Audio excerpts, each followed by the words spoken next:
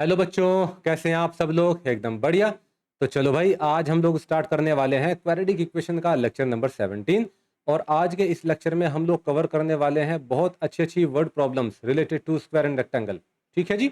इससे पहले की जो दो वीडियोस हैं उनमें भी इसी तरह के क्वेश्चंस को कवर किया गया है, और आज ये लास्ट वीडियो होने वाला है इस तरह के क्वेश्चंस के ऊपर। ठीक है, तो एक काम करते हैं बच्चों, डायरेक्ट हम लोग आते हैं क्वेश्चन की तरफ और देखते हैं कि क्वेश्चन के साथ में कैसे डील किया जाए। लेकिन एक बात ध्यान रखना है, इस तरह के क्वेश्चंस को करने से पहले आपको पता होना चाहिए क्या भला, रेक्टेंगल, ट्रायंगल, स्क्वायर का एरिया और पेरीमीटर। ठीक है, और सर्कल का भी एरिया और सर्कमफेरेंस आपको पता होना चाहिए। ठीक है, तभी आप इस तरह के क्वेश्चंस के अंदर घुसें भाई, है ना। तो एक काम करते हैं, क्वेश्चन के ऊपर आते हैं और देखते हैं क्वेश्चन क्या कहता है भाई। ये रहा क्वेश्चन। आप देखेंगे ये क्वेश्चन बच्चों पूछा गया है सीबीएसई 2020 में। जैसे कि हमने प्रॉमिस किया था कि पी वाई क्यूज लेकर के आने वाले हैं बहुत सारे हम। क्या कहता है क्वेश्चन? ये क्वेश्चन कहता है the sum of the areas of two squares is 157 meter square. चलिए भाई, पहली लाइन पढ़ करके ये क्लियर हो जाता है कि दो स्क्वायर हैं, और अगर आप उनके एरिया को जोड़ते हैं तो उनको जोड़ करके आता है 157 मीटर स्क्वायर। तो एक काम करें आप, बिल्कुल देर ना करें और मान लें कि इसका एरिया आपका भाई A1 है और इसका एरिया कितना है भाई आपका A2 है। ठीक है जी, क्या कोई दिक्कत है इसमें? नहीं। बढ़िया। और क्या बोलता है आगे? बोलता है ये कि if the sum of their perimeters is 68 meter. बोलता है कि इनका जो पेरीमीटर है इंडिविजुअल स्क्वायर का, अगर आप उनको ऐड करते हैं तो 68 मीटर आता है। बहुत बढ़िया। तो एक काम करें भाई, इसका पेरीमीटर माने P1 और इसका पेरीमीटर आप माने P2। चलिए ठीक बात है। लेकिन क्या आपको एरिया पता है कितना? नहीं पता है। कब पता होगा? जब आपको स्क्वायर के साइड्स के बारे में कुछ पता होगा, तभी तो आपको एरिया पता चल पाएगा। ठीक है कि नहीं है? इसी तरह क्या आपको पेरीमीटर पता है क्या इन स्क्वायर्स का? नहीं पता है। और अगर नहीं पता है तो भाई कब पता चलेगा? जब आप यहाँ पर इन स्क्वायर के साइड को कुछ ना कुछ मानेंगे। तो एक काम करते हैं भाई, साइड मान लेते हैं स्क्वायर का। ठीक है, चलो बढ़िया। मैंने कहा कि भाई लेट्स सपोज इसका जो आपका साइड है वो x है और इसका जो साइड है भाई वो क्या है? y है। अब क्योंकि ये स्क्वायर है तो चारों साइड्स बराबर होने वाले हैं। मतलब जो आपका यहाँ पर ये स्क्वायर है ABCD, इसकी चारों साइड्स क्या हो जाएंगी? x। इसी तरह जो आपका EFGH नाम का स्क्वायर है, इसकी सारी सारी साइड्स क्या हो जाएंगी? y। ठीक है, तो यहाँ पर अगर आप देखें तो इसका एरिया क्या हो जाना है बच्चों? एक्स स्क्वायर हो जाना है, क्योंकि किसी भी स्क्वायर का जो एरिया होता है वो उसकी साइड के स्क्वायर के बराबर होता है। यहाँ पर बच्चों अगर आप देखेंगे तो एरिया क्या हो जाएगा? वाई स्क्वायर हो जाएगा। क्या कोई दिक्कत है? नहीं। चलिए आगे बढ़ते हैं। इसी तरह से बच्चों अगर मैं यहाँ पर बात करता हूँ स्क्वायर ABCD की, तो यहाँ पर इसका पेरीमीटर क्या हो जाएगा? पेरीमीटर का मतलब क्या होता है? पेरीमीटर का मतलब होता है सम ऑफ ऑल साइड्स। यहाँ पर अगर मैं बात करता हूँ इसकी साइड है x, तो अगर एक साइड x है तो चार साइड मिलकर के क्या बनाएंगी? 4x, यानी कि 4x। तो पेरीमीटर कितना हुआ? सम ऑफ ऑल साइड्स मतलब 4x। तो बच्चों यहाँ पर पेरीमीटर क्या हो जाएगा? इसका 4x, और इसी तरह से यहाँ पर इसका पेरीमीटर क्या हो जाएगा? 4y, क्योंकि यहाँ पर EFGH जो स्क्वायर है इसका टोटल साइड को जोड़ करके 4y बनता है। चलो बढ़िया। कंडीशन क्या दिया बच्चों? कंडीशन बच्चों ये दिया है ये कि भाई अगर आप इन स्क्वायर के एरिया को जोड़ देते हैं, उनको ऐड कर देते हैं, तो 157 मीटर स्क्वायर बनता है। तो मतलब मैं बोल देता हूं यहां पर कि भाई आपका A1 प्लस जो आपका A2 है वो कितना आएगा? आपका 157 मीटर स्क्वायर आ रहा है। बढ़िया। इसी तरह से बच्चों अगर मैं यहां पर देखूं तो P1 प्लस P2 के बारे में क्या बोला उसने? पेरीमीटर के एडिशन अगर हम करेंगे तो उसने क्या बोला है कि पेरीमीटर को ऐड करके भाई आपका आता है 68 मीटर। चलिए बहुत बढ़िया। A1 कितना है बच्चों? A1 है आपका एक्स स्क्वायर, A2 कितना है? Y square. जोड़ करके कितना आ रहा है बच्चों? 157 मीटर स्क्वायर। चलिए भाई इसको कर देते हैं बच्चों डब्बे में बंद। लो भाई, ये कर दिया डब्बे में बंद। ठीक है जी। इसी तरह से बच्चों P1 क्या है बच्चों? P4x है। P2 क्या है? 4y है। और ये कितना आता है? 68 मीटर। ठीक है जी। क्या बच्चों आप यहाँ से 4 को कॉमन ले सकते हैं क्या? हाँ ले सकते हैं। तो ये क्या आ जाएगा? x plus y equals to 68। ठीक है कि नहीं है? बहुत बढ़िया। क्या मैं इसको बच्चों ऐसे लिख सकता हूँ क्या? x plus y equals to 68/4। हाँ बिल्कुल लिखा जा सकता है। और जब आप इसको सॉल्व करेंगे तो सॉल्व करके क्या आएगा? सॉल्व करके आ जाएगा x plus y equals to, ये कितना आ जाता है भाई आपका? ये आ जाएगा 17। ठीक है जी, इसको भी कर देते हैं अपन डब्बे में बंद। ठीक है। अब एक काम करें आप, इसको बोले कि भाई ये आपका इक्वेशन 1 है इसको बोलें आपकी इक्वेशन 2 है। ठीक है जी। अब चलते हैं जरा नेक्स्ट पेज पे। आपको पता है भाई कि यहाँ पर जो आपका x square plus y square है वो है बच्चों 157, जिसको आपने इक्वेशन 1 बोला है ना। और यहाँ पर अगर आप देखेंगे x प्लस वाई आया है आपका कितना 17, जिसको आपने बच्चों बोला है कि ये इक्वेशन 2 है। बात क्लियर है कि नहीं है? बहुत बढ़िया। तो आपके पास यहाँ पर दो इक्वेशन है, वेरिएबल भी कितने हैं बच्चों? दो ही हैं, x और y दो वेरिएबल हैं, दो वेरिएबल दो इक्वेशन, दोनों को सॉल्व करेंगे आंसर आ जाएगा। बात साफ है कि नहीं है? बढ़िया। तो एक काम करते हैं बेटे, इक्वेशन सेकंड से देखते हैं हम। तो यहाँ पर लिख लेते हैं कि फ्रॉम इक्वेशन सेकंड। इसको एक काम करें, क्या हम इसको ऐसा लिख सकते हैं क्या? हाँ जी बिल्कुल लिख सकते हैं जी। तो इसको भाई हमने ऐसे लिख लिया है। ठीक है, ये हमारे पास में हो गया भाई इक्वेशन नंबर थर्ड। मानो ना मानो लेकिन ये बन गया। इक्वेशन सेकंड को ही थोड़ा सा हमने अरेंज किया है, रीअरेंज किया, ये हमारे पास में आ गया निकल करके। हमने ऐसा क्यों किया? क्योंकि बच्चों हमको सब्स्टिट्यूशन मेथड इस्तेमाल करना है। मतलब ये कि बच्चों यहां से हम x का वैल्यू कैलकुलेट करेंगे और उसको रख देंगे हम इक्वेशन फर्स्ट में। तो यहां पर लिख भी देते हैं भाई, पुट इन इक्वेशन फर्स्ट। चलो भाई रख देते हैं। तो यहां पर हम x की जगह क्या रख देंगे बच्चों? 17 माइनस वाई का whole square plus y square equals to 157। क्या ये हो गया है? बहुत बढ़िया। बच्चों आपको पता होना चाहिए कि यहां पर ना a माइनस बी की आइडेंटिटी लगेगी, है ना। और आपको पता है a माइनस बी का होल स्क्वायर क्या होता है? ये होता है आपका a square plus b square minus 2ab। होता है कि नहीं होता है? बहुत बढ़िया। इसी तरह बच्चों यहां पर क्या आएगा? यहां पर आएगा बच्चों 17 का स्क्वायर प्लस वाई का square minus 2 into 17 into y plus y square, ये वाला है ना, इक्वल्स टू आपका जाएगा बच्चों 157। बात साफ है कि नहीं है? बढ़िया। इसको कैसे लिखा जा सकता है बच्चों? इसको लिखा जा सकता है 289। इसको यहां पर जरा देखो आप, इसको क्या लिख सकते हैं बच्चों? वाई स्क्वायर और वाई स्क्वायर, तो ये क्या हो जाएगा? 2y स्क्वायर, तो यहां पर आ जाएगा 2y स्क्वायर। इसको क्या लिख सकते हैं? 34y। इसको क्या लिखा जा सकता है बच्चों? 157। क्या यहां तक सब कुछ ठीक ठाक चल रहा है? एकदम अच्छे से। ठीक है, तो यहां पर हो जाएगा 2y स्क्वायर। थोड़ा सा रीअरेंज कर लेते हैं बस, 34y और यहां पर बच्चों 289 और 157 को आप लेकर के आएंगे लेफ्ट साइड में, तो ये हो जाएगा इक्वल्स टू 0। ऐसा क्यों हुआ है? क्योंकि हम 157 को इधर लेकर के आ गए हैं। ठीक है, चलिए अच्छी बात है। अब एक काम करते हैं भाई, इसको थोड़ा सा और रीअरेंज करते हैं। ये आ जाता है बच्चों आपका 34y। यहां पर क्या आ जाएगा? ये 9 माइनस 7 तो 2 आ जाएगा, यहां पर आ जाएगा 3 और यहां पर आ जाएगा आपका 1 इक्वल्स टू आ जाएगा बच्चों ये 0। ठीक है, क्या यहां इस पूरी इक्वेशन में से 2 कॉमन आ रहा है क्या? हाँ आ रहा है, तो Y square minus 17y plus यहां पर आ जाएगा आपका बच्चों 66 इक्वल्स टू 0। और प्यारे बच्चों आपको पता है कि 2 यहां चला जाएगा तो ये 0 हो जाना है ना। तो यहां पर आपके पास में बच्चों जो क्वाड्रेटिक इक्वेशन बनती है वो बनती है ये बन गई आपकी भाई क्वाड्रेटिक इक्वेशन। अब इस क्वाड्रेटिक इक्वेशन को आप और हम लोग क्या करेंगे? सॉल्व करेंगे। क्या कहती है क्वाड्रेटिक इक्वेशन? ये कहती है बच्चों कि 66 के ना ऐसे फैक्टर करो जिनको ऐड करके 17 आए। आपको तो पता है कौन कौन से फैक्टर हैं? 11 6 जा 66, 11 प्लस 6 17। चलो अच्छी बात है भाई, मिल गए फैक्टर भी। तो एक काम करते हैं बच्चों, इसको नेक्स्ट पेज पर लेकर के चलते हैं हम लोग। क्या है इक्वेशन? इक्वेशन है बच्चों y square minus 17y plus 66 equals to 0। तो यहां पर ये क्या हो जाएगा? Y square minus 11y plus 6y plus 66 equals to 0। क्या यहां तक ओके है? बढ़िया। अब एक काम करें बच्चों, ब्रैकेट यहां पर ओपन कर दें। ब्रैकेट ओपन करेंगे तो यहां पर आ जाएगा माइनस 6y, ये आ जाएगा प्लस 66 इक्वल्स टू 0। और बच्चों यहां से क्या कॉमन है और यहां से क्या कॉमन है? यहां से कॉमन आएगा y, तो बच्चों ये आ जाएगा y माइनस 11। यहां से कॉमन आएगा माइनस 6 और यहां पर आ जाएगा y माइनस 11 इक्वल्स टू 0। ठीक है भाई प्यारे बच्चों, यहां क्या कॉमन है? y माइनस 11 है, तो आप यहां से y माइनस 11 ले लेंगे कॉमन, ये हो जाएगा y माइनस 6, ये हो जाएगा इक्वल्स टू 0। बात साफ है कि नहीं है?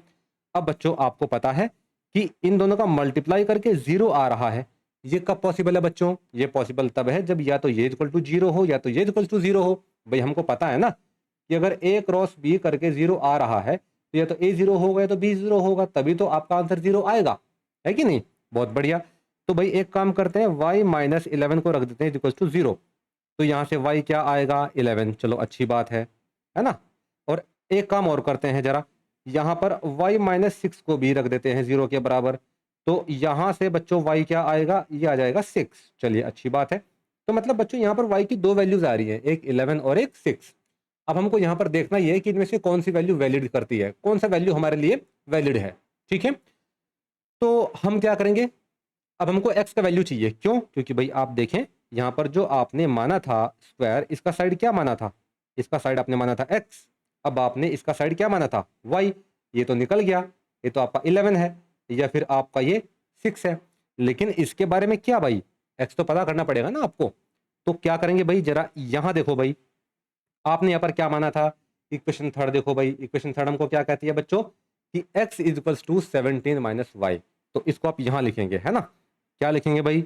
हम लिखेंगे फ्रॉम इक्वेशन थर्ड। क्या था इक्वेशन थर्ड? इक्वेशन थर्ड था बच्चों आपके पास में x is equal to 17 minus y. x is equal to 17 minus y, ये था आपके पास में इक्वेशन नंबर थर्ड। इसको जरा देखते हैं भाई, इसमें लिख लेते हैं कि इफ, यहां से इसको कर देते हैं साफ, है ना? यहां पर लिख लेते हैं इफ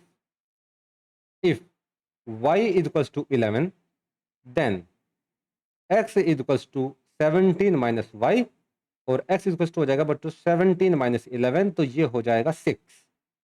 तो मतलब जब आपका y 11 है उस समय बच्चों अगर आप देखें तो x कितना आ रहा है आपका? 6 आ रहा है। चलो ठीक है, आगे देखते हैं।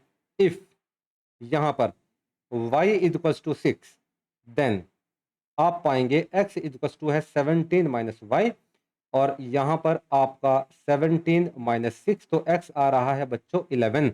ठीक है कि नहीं है? मतलब जब आपने यहाँ पर y को माना है 6, तो उस समय प्यारे बच्चों आपका जो निकल करके आता है x, वो कितना आता है? 11 आता है। ठीक है कि नहीं है? यहाँ पर इसको एक पेयर की तरह लिख देते हैं भाई कि जब आपका y 11 है उस समय x आपका 6 है। ठीक है जी। और जिस समय y आपका 6 है उस समय x इज टू आपका 11 है। और बच्चों यहाँ पर ये दोनों ही वैल्यूज क्या हैं? वैलिड हैं। इस तरह से इस क्वेश्चन का आंसर आ जाता है। क्या यहाँ तक कोई प्रॉब्लम है? नहीं है ना? गुड। अब एक काम करते हैं बच्चों, हम लोग चलते हैं अब भला किस पे, नेक्स्ट क्वेश्चन की तरफ चलते हैं। नेक्स्ट क्वेश्चन क्या है भाई? ये रहा नेक्स्ट क्वेश्चन। क्या बोलता है ये आपको बोलता है भाई कि there is a square field whose side is 44 meter. मतलब इसने बोला कि भाई आपके पास में एक स्क्वायर फील्ड है, ठीक है, उसकी साइड कितनी है बच्चों? 44 मीटर है। ये रही भाई आपके पास पे 44 मीटर वाली साइड, और ये रहा आपका भाई स्क्वायर। चलो ठीक है, क्या बोलता है? ये बोलता है कि भाई यहाँ पर a square flower bed is prepared in its centre living a gravel path all round the flower bed. ये बोलता है सिंपल भाषा में एकदम कि भाई जो आपने स्क्वायर फील्ड लिया है इसके अंदर आपने एक सेंटर में, मतलब इसके सेंटर में एग्जैक्टली आपने एक स्क्वायर शेप का फ्लावर बेड बनाया है। ठीक है जी, चलो बना लेते हैं। अच्छा, और वो कुछ इस तरह से बनाया गया है कि उसके चारों तरफ ग्रेवल पाथ भी छोड़ा गया है। ग्रेवल पाथ बोले तो पार्क में जब आप घूमने जाते हैं तो जिस पाथ पर आप वॉक कर रहे होते हैं वो ग्रेवल पाथ ही कहलाता है। ठीक है, तो ठीक है भाई, ये रहा भाई आपका वो स्क्वायर, ये रहा भाई आपका वो फ्लावर बेड। कौन से वाला? ये वाला। ठीक है भाई, चलिए अच्छी बात है। और भाई ये क्या है? ये रहा भाई आपका वो ग्रेवल पाथ। चलो जी अच्छी बात है, क्लियर है भाई, बहुत बढ़िया। आगे देखते हैं क्या कहता है ये। आगे कहता है ये कि the total cost of laying the flower bed and gravelling the path at rate 2.75 and 1.50 per square metre respectively is 4904। Find the width of the gravel path. देखो बहुत आसान भाषा में आपको समझना है। ये यहाँ पर ये बोल रहा है कि भाई अगर आप ग्रेवल पाथ बनाते हैं कितने से भला? 1.50 रुपीज़ पर मीटर स्क्वायर के हिसाब से, और जो आपका फ्लावर बेड है ये आप बनाते हैं भाई 2.5, मतलब 2.75 दिया बच्चों, ये 2.75 रुपीज़ पर मीटर स्क्वायर के हिसाब से। तो इन दोनों को बनाने का जो टोटल खर्च है वो कितना है? वो है भाई आपका 4904 रुपीज़। क्या यहाँ तक बात समझ में आई? एक बार फिर से सुने आराम से, एकदम साधारण भाषा में सुने भाई। इसने बोला है कि भाई आपके पास में एक स्क्वायर फील्ड है, ठीक है जी। उस स्क्वायर फील्ड का साइड 44 मीटर है, मतलब यहाँ से आपको इस पूरी स्क्वायर फील्ड का एरिया पता चल जाएगा, ठीक हो गया। इसके बाद में इसने बोला कि इस स्क्वायर फील्ड के सेंटर में एग्जैक्टली आपने एक बनाया है स्क्वायर शेप में ही फ्लावर बेड, और वो बेड आपने कुछ इस तरह से बनाया है कि इसके चारों तरफ ग्रेवल पाथ भी बचता है या थोड़ा जाता है, ठीक है जी, बढ़िया। अब इसने बोला है ये कि अगर आप ग्रेवल पाथ बनाते हैं पर मीटर स्क्वायर 1.50 रुपये के हिसाब से, साथ में आपको अगर फ्लावर बेड बनाने में लगता है 2.75 रुपीज़ पर स्क्वायर मीटर के हिसाब से, तो इन दोनों को बनाने का जो टोटल खर्च है बच्चों वो आपका 4904 रुपीज़ है। और उसने पूछा क्या है? पूछा है कि find the width of the gravel path. Gravel path का उसने क्या पूछा है भाई आपको? साइड पूछा है या उसका विड्थ पूछा है कि क्या रहेगा। चलो भाई जरा देखते हैं इस क्वेश्चन को कैसे अटेम्प्ट कर सकते हैं, है ना। मुझे आप एक बात बताओ, अगर मैं किसी तरह से ये पता कर लूं कि मेरा जो आपका ग्रेवल पाथ का एरिया कितना है, अगर मैं ये पता कर दूं कि मेरा ग्रेवल पाथ का एरिया कितना है और मैं उस एरिया की मल्टीप्लाई कर दूं इसके साथ में, तो मुझे ये पता नहीं चल जाएगा क्या कि ग्रेवल पाथ बनवाने में कितना खर्च आया है? बिल्कुल पता चलेगा। कैसे पता चलेगा? देखेंगे आराम आराम से, ठीक है।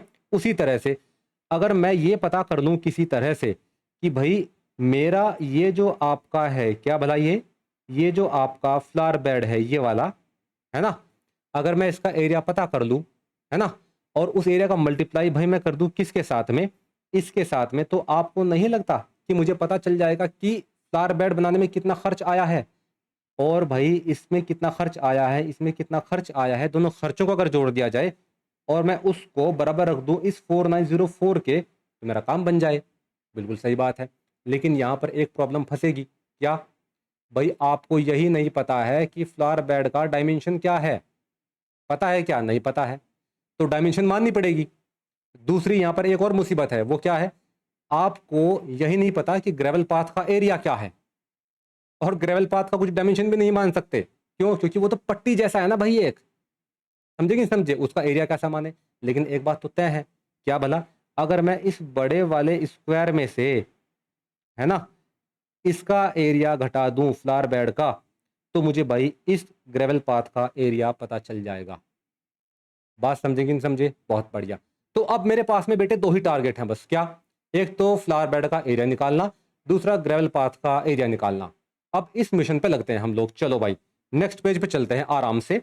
लेकिन उससे पहले आप ये लिखेंगे कि भाई लेट सपोज यहां पर जो आपका डायमेंशन है किसका? भाई फ्लावर बेड का, वो एक्स है, ठीक है कि नहीं है। और फ्लावर बेड का शेप क्या है? स्क्वायर है। तो फ्लावर बेड का एरिया क्या हो जाएगा? साइड का स्क्वायर मतलब एक्स स्क्वायर, ठीक है। तो यहां पर भाई आप लिखें लेट, यहां पर आप लिखेंगे भाई लेट द साइड ऑफ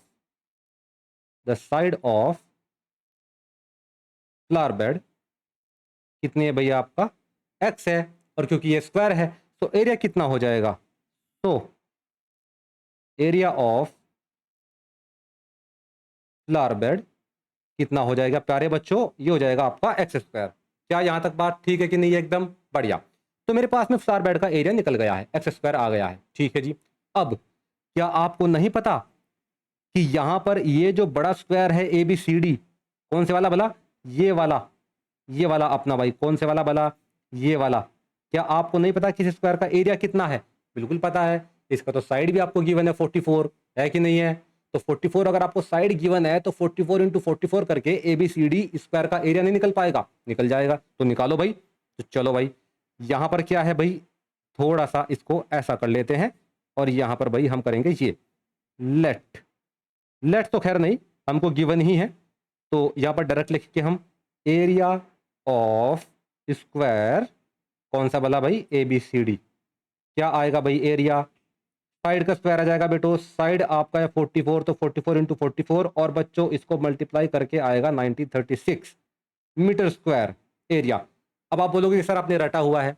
हाँ भाई रटा हुआ है, क्या करें, है ना, टाइम नहीं लग जाएगा फिर, और टाइम अपने पास है नहीं, है कि नहीं? हाँ। तो 1936 मीटर स्क्वायर इसका एरिया है। चलिए अच्छी बात है भाई।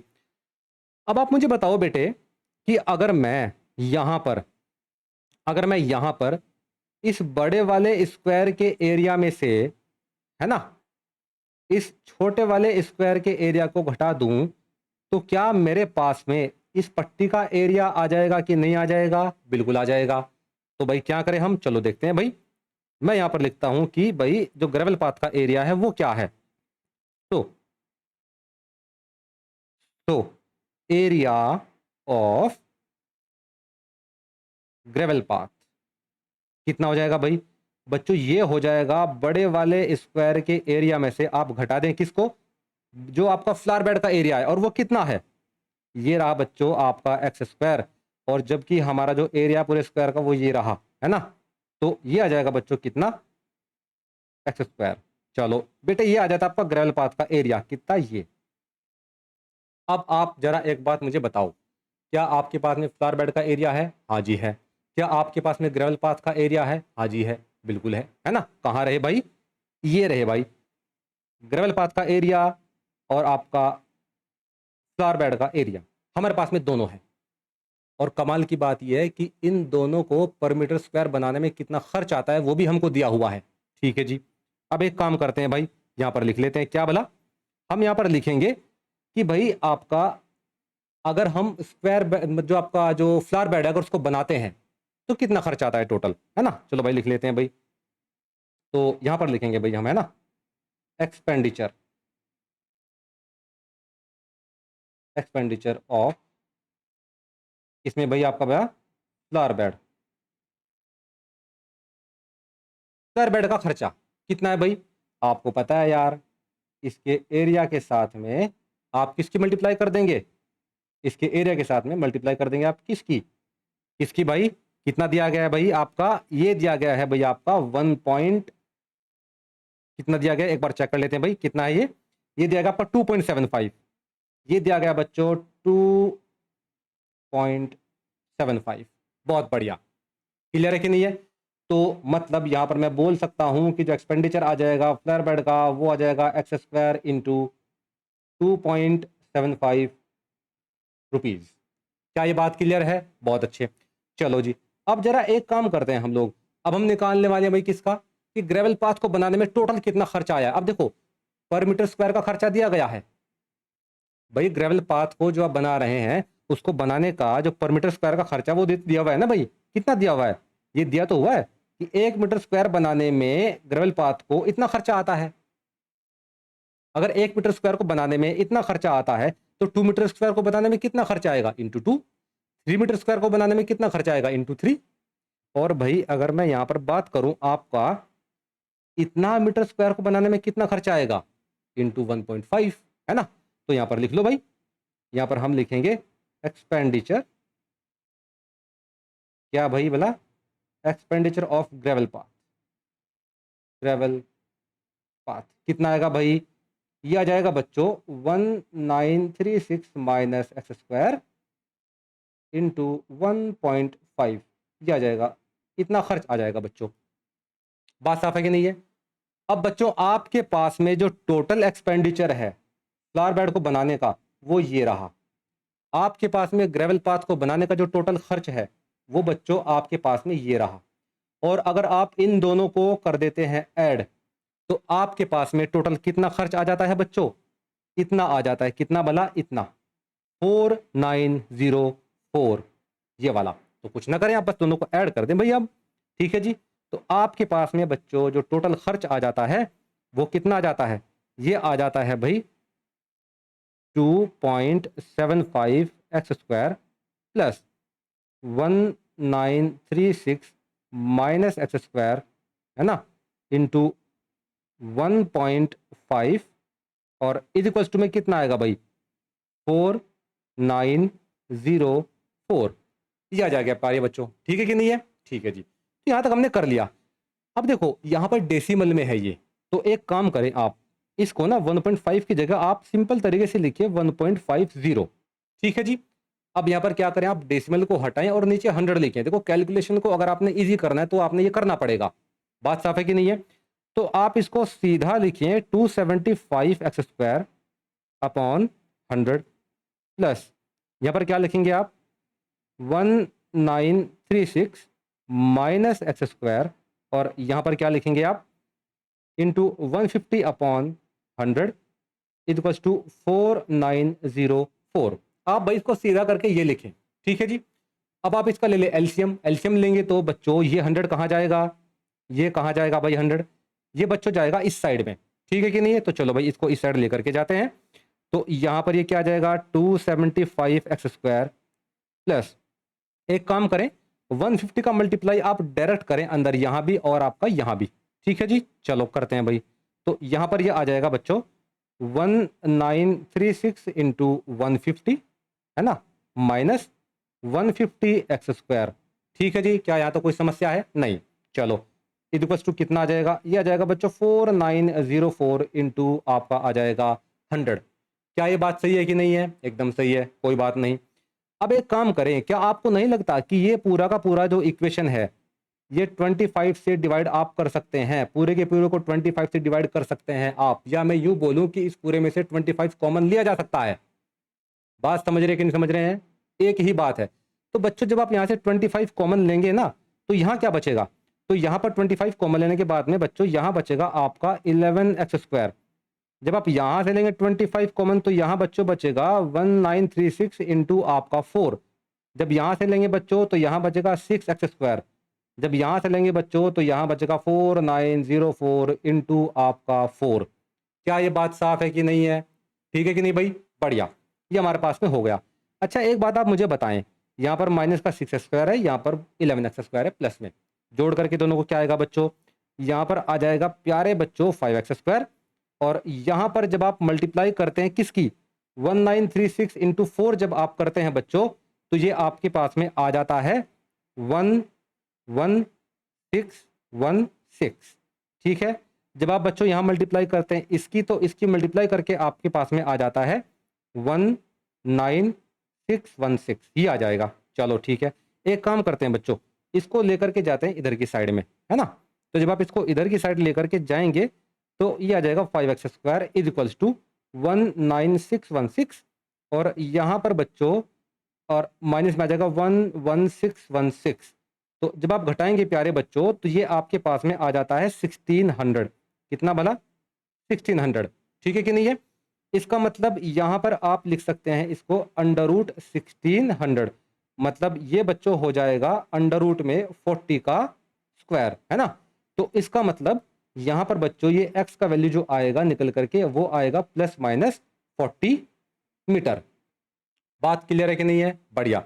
लेकिन एक प्रॉब्लम है, प्रॉब्लम ये है कि यहाँ पर तो x की दो वैल्यू हैं, एक आपका x इक्वल्स टू प्लस 40, क्या क्या भला, एक x इक्वल्स टू आपका है प्लस 40 मीटर, और एक है बच्चों x इक्वल्स टू माइनस का 40 मीटर।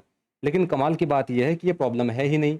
प्रॉब्लम क्यों नहीं है, क्योंकि आपको पता है कि length can never be negative, तो ये तो बच्चों पॉसिबल है ही नहीं। क्यों नहीं है, क्योंकि लेंथ नेगेटिव नहीं हो सकती, कभी भी नहीं हो सकती है। बात क्लियर है कि नहीं है, बहुत अच्छे। तो यहां पर बच्चों x का वैल्यू केवल आएगा आपका कितना, 40 मीटर। आपको निकालना क्या था बच्चों, आपको निकालना था यहां पर ये कि भाई ये जो आपका है ना, ये जो छोटा स्क्वायर है, मैं इसको यहां बना देता हूं, ये इसने क्या पूछा था कि find the width of the gravel path. लेकिन आपने तो बच्चों ये जो छोटा स्क्वायर है, ये वाला बीच वाला, ये जो कि आपका फ्लावर बेड है, आपने तो इसका डायमेंशन निकाल दिया एक्स। ये कितना है आपका, ये है बच्चों 40 मीटर, जबकि आपको चाहिए क्या था, आपको तो बच्चों ग्रेवल पाथ का विड्थ चाहिए था। तो बहुत आसान है, कैसे भाई, आप देखो ना, आपके पास में जो बड़ा स्क्वायर है उसका साइड कितना है बच्चों, उसका साइड है आपका 44 मीटर, जो छोटे वाला है बच्चों इसका कितना है 40 मीटर। बात समझे कि नहीं समझे, इसका मतलब यहाँ पर इसको और इसको जोड़ करके कितना बनना चाहिए, 4 मीटर। क्या आप बात समझ पा रहे हैं, नहीं समझ पा रहे हैं, एक मिनट यहाँ आ जाओ। देखो आपको पता है कि जो आपके पास में जो बड़ा स्क्वायर था ये वाला, इसका साइड कितना था, इसका साइड था बच्चों 44 मीटर, जबकि जो बीच में जो आपका फ्लावर बेड था इसका साइड कितना निकल के आया, अभी आपने माना है 40 मीटर, आपने निकाला है ये, है ना। तो बच्चों मुझे एक बात बताओ, ये पूरा 44 मीटर है, ये आपके पास में 40 मीटर है, तो 4 मीटर कहाँ गया भाई, 4 मीटर ये विड्थ तो हुआ 4 मीटर ये वाला।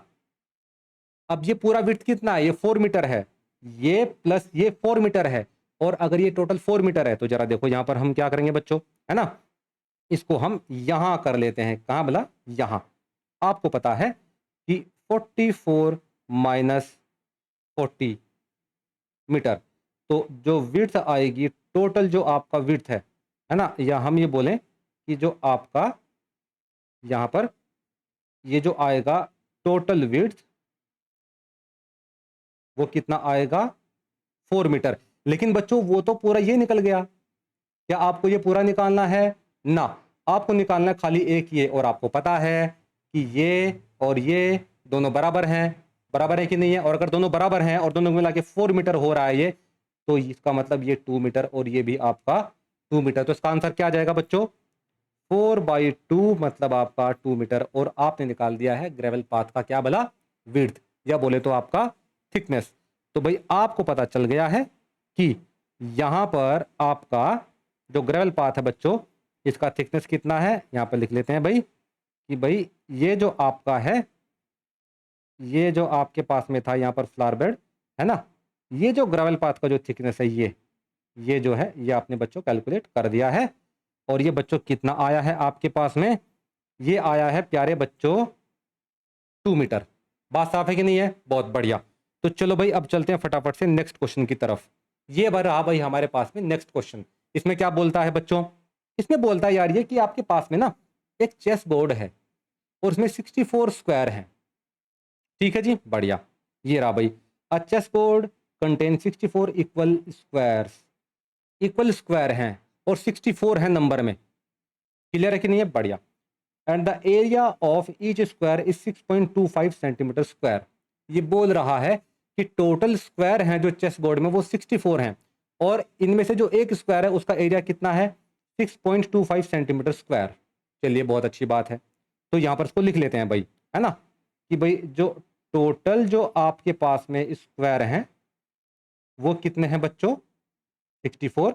और एरिया ऑफ वन स्क्वायर कितना है भाई, एरिया ऑफ वन स्क्वायर कितना है प्यारे बच्चों, 6.25 सेंटीमीटर स्क्वायर। बढ़िया। क्या बोलता है आगे जरा देख लेते हैं।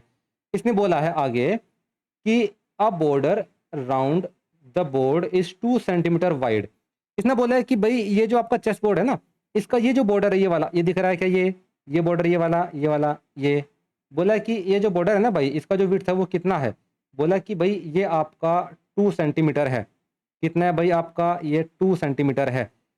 ये हुआ फिर, या फिर आपका ये हुआ, या फिर आपका ये हुआ। ये क्या भाई आपका विड्थ कितना भाई आपका, ये बच्चों 2 सेंटीमीटर है। और ये भी कितना है भाई आपका, ये भी आपका 2 सेंटीमीटर है। क्या आपको ये बात समझ में आती है यहाँ तक, बहुत अच्छी बात है। बोला क्या है, find the length of the side of the chess board. मतलब बोल रहा है कि भाई ये पूरी लेंथ आप पता करो कि ये पूरी लेंथ कितनी है। मतलब ये पूरी लेंथ आप पता करो कि ये पूरी लेंथ कितनी है, यहाँ से लेकर के यहाँ तक का लेंथ कितना है। क्लियर है कि नहीं है, चलो अच्छी बात है। अच्छा आप मुझे एक बात बताओ, यहाँ पर अगर आप देखोगे, अगर आप इसकी बात करो, किसकी भला, अगर आप बात करते हैं इसकी, अगर मैं इसकी बात करता हूँ इसकी, तो क्या इसका एरिया आप निकाल सकते हो, हाँ बिल्कुल निकाल सकते हैं भाई। इसका एरिया कैसे निकालोगे आप भाई, बहुत आसान है भाई, इसके अंदर ही तो रखे हुए हैं 64 स्क्वायर, और एक स्क्वायर का एरिया कितना है, एक स्क्वायर का एरिया है 6.25 सेंटीमीटर। तो मतलब अगर यहाँ पर आप 6.25 सेंटीमीटर स्क्वायर के मल्टीप्लाई 64 से कर दो, तो बच्चों आपके पास में निकल जाएगा इसका एरिया। ये जो है बॉर्डर को हटा करके जो बचा कुचा पार्ट है जो स्क्वायर ही है, उसका एरिया निकल जाएगा। और ये कितना आएगा प्यारे बच्चों, चलो देख लेते हैं कितना आता है। लेकिन उससे पहले आप क्या बोलेंगे, आप बोलेंगे कि लेट सपोज ये जो आपका है लेंथ, यहां से यहां तक का जो लेंथ है बोला कि आपने एक्स है, ठीक है कि नहीं है, ये 2 सेंटीमीटर एक्सक्लूड करके, ठीक है कि नहीं है, बढ़िया। मतलब अगर मैं इसको बोलूं तो मैं यहां पर ये बोलूंगा कि भाई ये आपका x है, तो इसका मतलब फिर भाई ये भी आपका यहां से यहां तक, ये भी कितना होगा प्यारे बच्चों, ये भी हो जाएगा आपका x। बात साफ है कि नहीं है, बढ़िया। इसका मतलब इसका अगर मैं एरिया की बात करता हूं, तो एरिया ऑफ इसका भला, एक काम करते हैं, इसको बोले थे ये a है, ये b है, ये c है, ये d है। तो area of A B C D कितना आ जाएगा बच्चों, एक्स स्क्वायर आ जाएगा। और आपको पता है कि ये जो ए बी सी डी है, जो एक्स स्क्वायर आपने निकाला ये किसके बराबर है? ये बराबर है भाई आपका 64 इंटू 6.25 सेंटीमीटर स्क्वायर के बराबर। क्यों? क्योंकि यहां पर ये एक स्क्वायर का एरिया है, टोटल स्क्वायर 64 है, और उनसे मिलाकर ही तो बनता है ये एरिया, ये पूरा का पूरा, बॉर्डर को हटा करके। बात समझे कि नहीं समझे? बहुत बढ़िया। तो प्यारे बच्चों यहाँ पर एक्स स्क्वायर और यहाँ पर ये आ जाएगा 400 सेंटीमीटर स्क्वायर। ठीक है कि नहीं है? इसका मतलब ये बन जाएगा आपका अंडर रूट में 400। इसका मतलब ये बन जाएगा बच्चों 20 का स्क्वायर अंडर रूट में। इसका मतलब ये आएगा आपका प्लस माइनस 20, लेकिन आपको पता है कि लेंथ कभी भी नेगेटिव नहीं हो सकती है ना? तो यहाँ पर क्या लिखेंगे भाई आप कि x इज इक्वल्स टू यहाँ पर 20 सेंटीमीटर आपका वैलिड होगा। x is equals to minus का 20 सेंटीमीटर वैलिड नहीं होने वाला है। तो मतलब आपने प्यारे बच्चों ये कैलकुलेट कर लिया है क्या भला? ये जो आपका x है ये वाला, ये आपने कैलकुलेट कर लिया। ये कितना है बच्चों? ये है आपके पास में 20 सेंटीमीटर। लेकिन एक मिनट, अगर आप देखें तो आपने जो निकाला है वो क्या निकाला है? वो निकाला है आपने ये, जबकि इसके बाहर बाउंड्री है ये वाली। क्या आप लोग समझ पा रहे हैं मैं क्या बोल रहा हूं? बिल्कुल। आपने प्यारे बच्चों जो निकाला है 20 सेंटीमीटर वो ये रहा, है ना? जबकि ये विड्थ और ये विड्थ कितनी है? 2 सेंटीमीटर और आपका 2 सेंटीमीटर। तो मतलब टोटल बॉर्डर कितना होगा? बस आप कुछ ना करें प्यारे बच्चों, 20 में आप ऐड कर दें 20 और मतलब 2 और 2 सेंटीमीटर। ठीक है कि नहीं है? बढ़िया। तो यहां पर आप क्या बोलेंगे? सो यहां पर आप बोल दें जो भी आप लिखेंगे भाई, जो भी आपका बॉर्डर का जो भी आपका रहता होगा, बॉर्डर जो आपका रहने वाला है वो क्या रहने वाला है भाई? 20 प्लस 2 प्लस आपका 2 इज इक्वल्स टू 24 सेंटीमीटर। तो मतलब ये प्यारे बच्चों रहेगा आपका 24 सेंटीमीटर, ये पूरा यहाँ से यहाँ तक। बात क्लियर है कि नहीं है? बहुत अच्छे। तो चलो भाई हमने ये भी कर लिया है। अब एक काम करते हैं, नेक्स्ट न्यूमेरिकल की तरफ चलते हैं भाई। ये रहा नेक्स्ट न्यूमेरिकल। ठीक है जी, क्या बोलता है जरा देख लेते हैं भाई। इसने बोला आपका यहाँ पे कि if the twice of the area of a smaller square is subtracted from the area of the larger square the result is 14 centimetre square. देखो इस पहली लाइन को पढ़ करके दो तीन बातें क्लियर हो जाती हैं। कौन कौन सी? पहली बात तो ये कि दो स्क्वायर है यहाँ इस क्वेश्चन में, एक छोटा स्क्वायर है एक बड़ा स्क्वायर है भाई। ठीक है कि नहीं है? तो भाई हमने बनाया है छोटा स्क्वायर आपका ये, है ना, और हमने बनाया भाई बड़ा स्क्वायर आपका ये। ठीक है जी। आगे क्या बोल रहा है वो बोल रहा है कि अगर आप यहाँ पर छोटे एरिया का स्क्वायर, छोटे एरिया का अगर आप डबल कर देते हैं, छोटे एरिया का ट्वाइस कर देते हैं और उसको सब्ट्रैक्ट करते हैं बड़े स्क्वायर के एरिया में से, तो रिजल्ट आपका आता है 14 सेंटीमीटर स्क्वायर। तो एक काम करते हैं प्यारे बच्चों, यहाँ सीधा ही बोल देते हैं आप क्या कि यहाँ पर इसका एरिया मान लेते हैं आपका A1 है, यहाँ पर इसका एरिया मान लेते हैं A2 है। ठीक है कि नहीं है? तो according to the question, according to question, according to question आप क्या बोलेंगे भाई? ये बोला है कि छोटे वाले का ट्वाइस करें, कर दिया भाई, है ना, और यहां पर छोटे वाले का ट्वाइस करके, छोटे वाले का ट्वाइस करके उसको सब्ट्रैक्ट कर दे बड़े वाले के एरिया में से। कर देंगे क्या? कर देंगे भाई, बस इतना ही करना था भाई, है ना। तो यहां पर आप इसको लिख दें भाई अच्छे से कि भाई ये बोल रहा है कि बड़े वाले के एरिया में से आप घटाएं ट्वाइस करके छोटे वाले का एरिया, और बोला है कि क्या आ जाएगा भाई ये 14 सेंटीमीटर स्क्वायर। बात क्लियर है कि नहीं है? बहुत अच्छे। ठीक है जी। और क्या बोलता है आगे? ये चलो आगे भी देख लेते हैं। आगे आपको ये बोलता है भाई कि how ever if the twice the area of the larger square, मतलब ये बोलता है कि भाई अगर आप लार्जर स्क्वायर का जो एरिया है ना, उसका ट्वाइस कर दें। तो चलो भाई कर दिया हमने, ट्वाइस कर दिया भाई, ट्वाइस। भाई लार्जर एरिया जो था आपका यही तो है A1, इसका ट्वाइस कर दिया। आगे क्या बोलता है? बोलता है कि is added to the 3 times the area of the smaller square. ये बोल रहा है कि छोटे वाले स्क्वायर का 3 टाइम्स करें और बड़े वाले एरिया का ट्वाइस करके उसमें ऐड कर दें। तो बहुत ही आसान है भाई। लो भाई 2A1 और भाई आपका 3A2, और बोल रहा है कि ये आता है 203 सेंटीमीटर स्क्वायर। बहुत बढ़िया। तो भाई ये मानो आप इक्वेशन 1, ये मानो इक्वेशन आप 2। ठीक है जी। निकालना क्या है देखेंगे भाई, क्या निकालना है।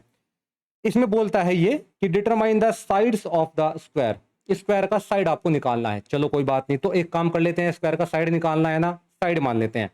इसका साइड माना भाई हमने x, इसका माना y, क्योंकि दोनों स्क्वायर अलग अलग है तो साइड भी क्या होगा, अलग अलग होने वाला है ना। तो इसका मतलब इसका स्क्वायर हो जाएगा, आपका एरिया हो जाएगा एक्स स्क्वायर, और बच्चों इसका एरिया हो जाएगा वाई स्क्वायर, क्योंकि आपको पता है स्क्वायर का एरिया होता है उसकी साइड का स्क्वायर। बात साफ है कि नहीं है? बढ़िया। लेकिन अभी हम इसको A1 और A2 में ही डील करेंगे, आराम से लेकर के चलेंगे इसको बाद में तसल्ली से। तो यहाँ आ जाओ भाई, यहाँ अब लिख लें आराम से।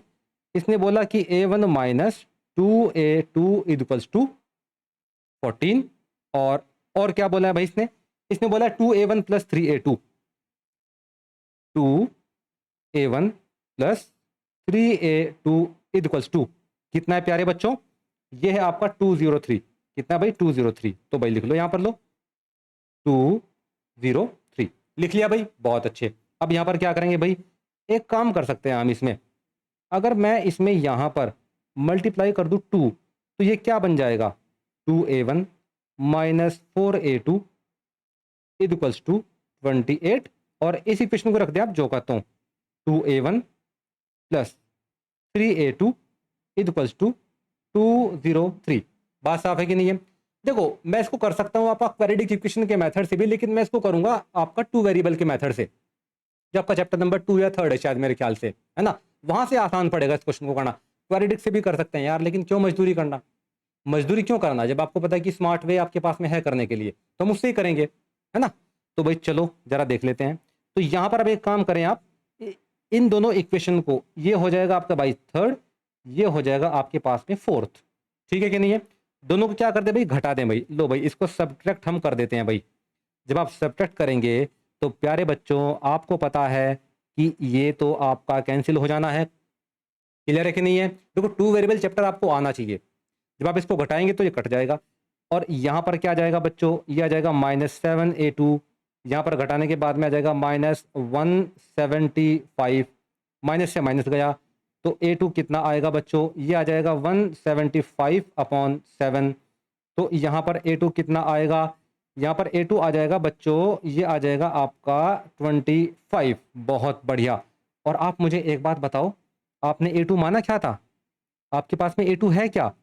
A2 तो आपके पास में वाई स्क्वायर है भाई, तो रखो वाई स्क्वायर। तो यहाँ पर आप क्या रखेंगे भाई, y square. So y square equals to आपका आ जाता है 25। तो प्यारे बच्चों ये आ जाएगा आपका √25, तो y आ जाएगा यहाँ पर +-5। तो प्यारे बच्चों ये आ जाएगा आपका 5 सेंटीमीटर। यही इसका करेक्ट आंसर है। y इक्वल्स टू -5 यहाँ पर वैलिड आपका नहीं होने वाला है, यही आपका करेक्ट आंसर है। बात साफ है कि नहीं है? बहुत अच्छी बात है। लेकिन अभी तो आपको A1 भी निकालना है। बात समझे कि नहीं समझे? गुड। तो चलो हम जब क्या करते हैं, A1 निकालते हैं। क्या आपके पास में A2 है? हाँ भाई मेरे पास में A2 है ना।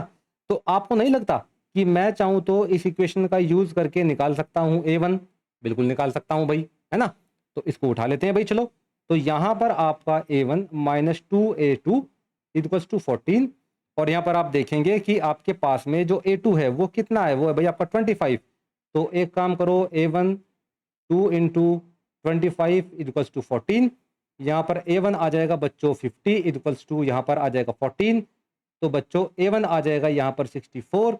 तो यहाँ पर A1 कितना आ जाएगा, एक्स स्क्वायर। क्यों? क्योंकि प्यारे बच्चों आपने माना है A1 कितना, ये देखो आपने एक्स स्क्वायर माना हुआ है। A1 कहाँ है? ये रहा आपके पास में एक्स स्क्वायर। ठीक है कि नहीं है? तो लो भाई आपने रख दिया यहाँ पर आपका एक्स स्क्वायर के बराबर, ये हो जाएगा बच्चों 64। तो x आपके पास में आ जाएगा √64, और x यहाँ पर आ जाना है प्यारे बच्चों 8 का होल स्क्वायर, और x यहाँ पर आ जाएगा कितना, ये आ जाएगा +-8। बट आपको पता है कि x का वैल्यू ऑलवेज पॉजिटिव रहने वाला है, क्योंकि length can never be negative. क्या ये बात क्लियर है कि नहीं है? Very good. तो यहाँ पर आपका x इक्वल्स टू -8 आपका वैलिड नहीं होने वाला है, यही इसका सही आंसर है। तो मतलब आपने निकाल लिया। अभी आपको क्या क्या निकालना था, जो आपको निकालना था वो आप निकाल चुके हैं। क्या निकालना था भाई? आपको निकालना था x और y, साइड ही तो निकालना था। तो यहाँ पर बच्चों y आ जाता है 5 और x हमारे पास में आ जाता है 8। ये भी सेंटीमीटर, ये भी सेंटीमीटर। तो x और y आपने निकाल दिया है। ये रहा आपके पास में x, ये रहा आपके पास में y। क्या यहाँ तक बच्चों आपको क्लियर है कि नहीं है? एकदम क्लियर है, बहुत बढ़िया। तो भाई यहाँ तक हमने निपटा दिया है। अब हमारे पास में बचता है लास्ट क्वेश्चन। लास्ट क्वेश्चन भाई ये रहा, और आप ये पाएंगे प्यारे बच्चों कि ये आया हुआ है सीबीएसई 2024 में, मतलब अभी जो लास्ट ईयर गया है पेपर उसी में आया है ये। ठीक है, तो चलो भाई इसको जरा कर लेते हैं, कैसे डील करना है, जरा आराम आराम से धैर्य रख के करते हैं इस क्वेश्चन को। ठीक है जी, चलो देखो इसने बोला है आपको कि a rectangular floor area can be completely tiled with 200 square tiles. ये बोल रहा है कि भाई आपके पास में एक रेक्टेंगुलर फ्लोर है। अब रेक्टेंगुलर फ्लोर मतलब क्या है कि फ्लोर का शेप रेक्टेंगल जैसा है। अब उस रेक्टेंगुलर फ्लोर को आपने भर दिया है 200 टाइल से। बात क्लियर है कि नहीं, कंप्लीटली फिल्ड कर दिया गया है, पूरा भर दिया गया है टाइल्स, 200 टाइल्स से उसको पूरा भर दिया गया है। क्या यहाँ तक कोई प्रॉब्लम है? नहीं। चलो जी ठीक है। इसके बाद में इसने बोला कि if the side length of each tile is increased by 1 unit. ये बोल रहा है कि अगर जो ये टाइल्स थी, जो 200 टाइल्स थी, इनका कुछ टाइल्स का अपना लेंथ रहा होगा, बिल्कुल रहा होगा। अब उस लेंथ को आप ना 1 यूनिट से बढ़ा दें। बात क्लियर है कि नहीं है? बिल्कुल सही है। मतलब अगर पहले 2 सेंटीमीटर लेंथ थी तो 1 सेंटीमीटर बढ़ा दें, आप 3 सेंटीमीटर कर दें, 1 यूनिट से बढ़ा दें। अगर आप टाइल्स की लेंथ को 1 यूनिट से बढ़ा देते हैं तो अब ये बोलता है कि अब जो फ्लोर लेंथ है, ये पूरा रेक्टेंगुलर फ्लोर का जो आपका एरिया है, अब ये भरा जाएगा 128 टाइल से। बात समझ में आई कि नहीं आई? है ना? मतलब ये बोल रहा है कि पहले रेक्टेंगुलर फ्लोर था, 200 टाइल से भर दिया उसको, चलो अच्छी बात है। अब ये जो टाइल थी 200 वाली, इसका जो शेप था और उस शेप में जो लेंथ था, उस लेंथ को 1 यूनिट से बढ़ाएं तो आप क्या पाएंगे? आप ये पाएंगे कि रेक्टेंगुलर फ्लोर का जो एरिया था, अब इसको पूरा भरने के लिए केवल 128 टाइल्स की ही आवश्यकता है। चलो बहुत अच्छी बात है। आगे क्या बोल रहा है ये हमने बोल दिया पहले ही। ठीक है, अब देखो इसने क्या बोला।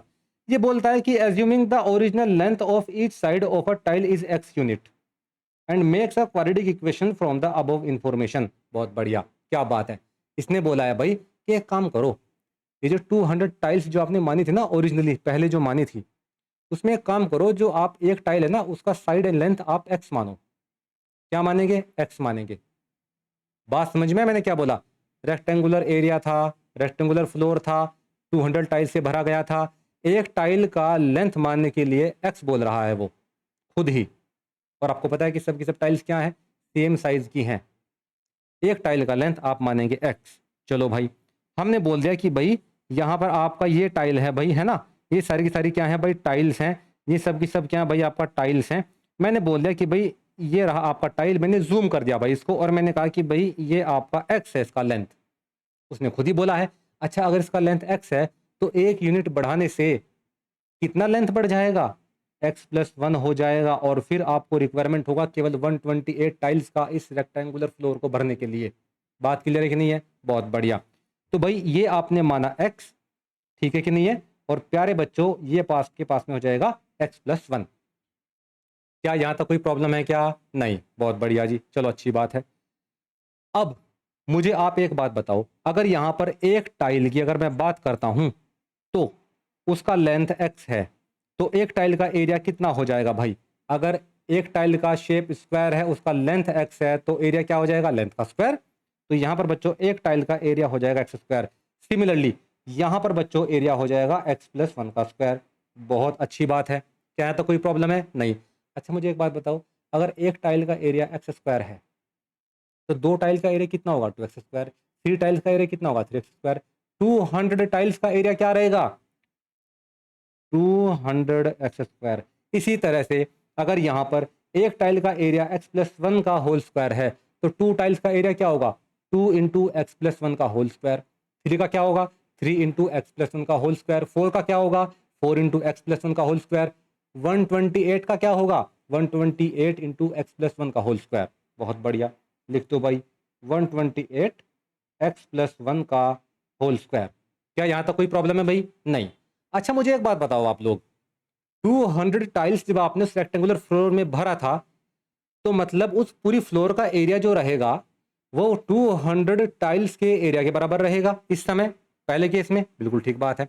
लेकिन जब आपने टाइल का लेंथ बढ़ाया 1 से तो x+1 वहां पर उस नई टाइल का लेंथ हो गया, उसका एरिया x+1 हो गया, और टोटल टाइल्स का एरिया कितना हो जाएगा? 128 x+1 का होल स्क्वायर। और इस केस में इस पूरी फ्लोर का एरिया क्या हो जाएगा? 128 इंटू x+1 का होल स्क्वायर। बात समझे कि नहीं समझे? बढ़िया। लेकिन एक बात बताओ, ये 200x² और यहाँ पर जो आपका 128 इंटू एक्स प्लस 1 का होल स्क्वायर है, क्या ये दोनों बराबर होंगे कि नहीं होंगे? बिल्कुल बराबर होंगे। क्यों? क्योंकि दोनों ही तो फ्लोर का एरिया हैं। अगर दोनों ही फ्लोर का एरिया है तो दोनों बराबर नहीं होंगे क्या? बिल्कुल बराबर होंगे। तो मतलब ये तो दोनों बराबर हो गए। यस, ये दोनों बराबर हैं। बहुत बढ़िया। यहाँ पर लिखा भी हुआ है, देखो हमने क्या लिखा हुआ है भाई। हमने लिखा है कि भाई जो फ्लोर का एरिया है वो 128 टाइल्स के एरिया इक्वल टू 200 टाइल्स के एरिया के बराबर है। बिल्कुल। इसका मतलब मैं यहाँ पर लिख सकता हूँ, प्यारे बच्चों, 128 एक्स प्लस 1 का whole square is equals to 200x²। तो प्यारे बच्चों ये हो जाएगा 128। यहाँ पर क्या कर सकते हैं आप, x² प्लस 1 प्लस 2x। नहीं कर सकते क्या भाई? कर सकते हैं। इसको क्या लिख सकते हैं, 200x²। अब कुछ बच्चे इतने भोले होंगे, वो पूछेंगे कि सर ये कहाँ से आया। भाई आपको पता होना चाहिए, a प्लस बी का स्क्वायर का यानी कि a प्लस बी का होल स्क्वायर का आइडेंटिटी होता है कि नहीं होता है? होता है। क्या होता है भाई? a प्लस बी का whole square is equals to a² plus b² plus 2ab। होता है कि नहीं होता है? होता है जी। बहुत बढ़िया। तो चलो भाई यहाँ पर क्या करेंगे हम भाई, 128 x² प्लस 1 प्लस आपका 2x इक्वल्स टू 200x²। अब एक काम करें प्यारे बच्चों, कट कर दे जरा। किससे भाई? इसको कट करें पहले। किससे करें? 4 से कट करें। 4 3 जा 12, 4 2 जा 8। यहाँ पर क्या आएगा भाई आपका 4, आपका 5 जा 20 और 0 है ना। क्या अगेन कट रहा है क्या? यस। 16 से अगेन कट रहा है क्या? यस। 25 से कोई बात नहीं। तो मतलब प्यारे बच्चों ये बनेगा आपका x² plus 1 plus 2x is equals to 25x² है ना। अब एक काम करें, 16 का मल्टीप्लाई कर दे भाई अंदर ब्रैकेट में, 16x², 16 32x है ना। और यहाँ पर इक्वल्स टू में क्या आ जाएगा प्यारे बच्चों, 25x²। क्या ये बात सही है कि नहीं है? बहुत बढ़िया। अब एक काम करें, इस पूरे को उठा करके आप इधर ले जाएं, है ना। तो क्या जाएगा हमारे पास में, ये आ जाएगा 25x² minus 16x² minus 32x है ना, माइनस 16 इज इक्वल टू 0। यहाँ पर क्या बचेगा बच्चों, 9x²। भाई दोनों घटाएंगे ना हम, तो 9x² आ जाएगा। यहाँ पर माइनस 32x, यहाँ पर माइनस 16 इज इक्वल टू 0। चलो भाई बहुत अच्छा। ये बन गई आपके पास में प्यारे बच्चों क्वाड्रेटिक इक्वेशन। इसको लिख लें भाई। यहाँ पर क्या लिखेंगे भाई, आप लिखेंगे बच्चों 9x² minus 32x minus 16 minus 32x minus 16 is equal to 0। क्या यहाँ तक ये बात आपको पूरी तरीके से क्लियर है कि नहीं है? एकदम क्लियर है भाई। अब बस यहाँ पर कुछ भी नहीं बचा बच्चों, ये बन तो गई आपके पास में क्वाड्रेटिक इक्वेशन। इसने यही तो कहा था कि क्वाड्रेटिक इक्वेशन फॉर्म करे, तो मतलब पहला पार्ट आपका क्लियर हो चुका है। ये वाला बात क्लियर है कि नहीं है? बढ़िया। अब दूसरी फॉर्म में क्या कहता है, ये कहता है कि भाई राइट द क्वाड्रेटिक इक्वेशन जो था in the form of standard form. लिख दे भाई, क्या प्रॉब्लम है, लो लिख देंगे भाई, कर दे भाई। ax² plus bx plus c equal to 0। ये स्टैंडर्ड फॉर्म होती है क्वाड्रेटिक इक्वेशन की। आप यहां पर देखेंगे a इक्वल टू आ जाता है 9, b इक्वल टू आ जाता है 32, वो भी किसमें बच्चों, माइनस में। तो ये आ जाएगा भाई आपका माइनस 32 और यहां पर आ जाएगा बच्चों c आ जाएगा माइनस 16। बात क्लियर है कि नहीं है? बहुत अच्छी बात है जी। ठीक है जी, ठीक है। अब यहां पर आपको पता है कि ए बी सी का वैल्यू आपके पास में आ गया है, तो ये आपका सेकंड जो क्वेश्चन था प्यारे बच्चों, उसका आंसर निकल गया है। ये कहाँ है भाई, आपका थर्ड पार्ट का आंसर निकल गया है। नहीं, सेकंड पार्ट का, थर्ड पार्ट अभी बचा हुआ है। थर्ड पार्ट में क्या बोलता है वो, थर्ड पार्ट में बोल रहा है वो कि आप ना वैल्यू फाइंड करें किसकी भाई, length of side of tile by factorization. भाई लेंथ ऑफ टाइल क्या है, इसका एक्स है ना, और यहाँ पर इसका एक्स प्लस 1 है। तो मतलब अगर आपने एक्स निकाल दिया, इसका साइड ऑटोमेटिकली निकल जाएगा प्लस 1 करके। तो मतलब आप क्या करें, क्या आपके पास में क्वाड्रेटिक इक्वेशन है? बिल्कुल है। कहाँ है, ये रही। इसको फैक्टराइजेशन मेथड से सॉल्व करें भाई। ठीक है, चलो भाई करते हैं। तो यहाँ लगा देते हैं भाई ये, और यहाँ लिख लेते हैं भाई इक्वेशन को, 9x² minus 32x minus 16 is equal to आपका 0। ठीक है, चलिए जी। आपको पता है 16 का मल्टीप्लाई करेंगे 9 के पास में पहले, क्योंकि हमने पहले पढ़ा हुआ है ये सब कुछ ध्यान से, वो भी बहुत अच्छे से, है ना। तो यहाँ पर आ जाएगा आपका 16 इंटू 9 इक्वल्स टू 144। तो मतलब आपको अब क्या करना है प्यारे बच्चों, 144 के ऐसे फैक्टर करने हैं जिनका मल्टीप्लाई करके क्या आए, 144 आए, बट जिनको सब्ट्रैक्ट करके क्या आए, 32। तो प्यारे बच्चों यहाँ पर अगर आप देखेंगे सब्ट्रैक्ट करके क्या आना चाहिए, 32 आना चाहिए। बात समझे कि नहीं समझे? कौन से फैक्टर हो सकते हैं ऐसे? तो आप ये पाएंगे कि जो फैक्टर है बच्चों वो आपका 36 इंटू 4 है। आप चाहे मल्टीप्लाई करके देख ले भाई, 4 6 जा 24, 4 3 जा 12 और आपका 4 देखो, तो 36 और 4 वो फैक्टर है ना?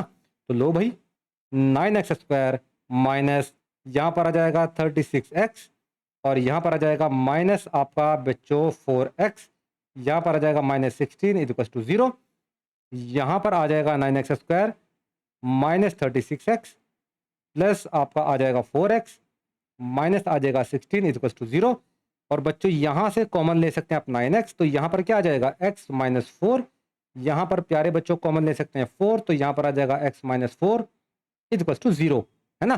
क्योंकि आपने यहाँ से 9 कॉमन लिया, यहाँ से आपने 4 कॉमन लिया, इस पूरे में से क्या कॉमन है प्यारे बच्चों? x माइनस 4 यहाँ से कॉमन है, ठीक है? तो यहाँ से आपने कॉमन लिया x माइनस 4 और यहाँ क्या बचेगा बच्चों? 9x plus 4। क्या यहाँ तक बात क्लियर है? Very good. इक्वल्स टू में आपका 0, ठीक है जी।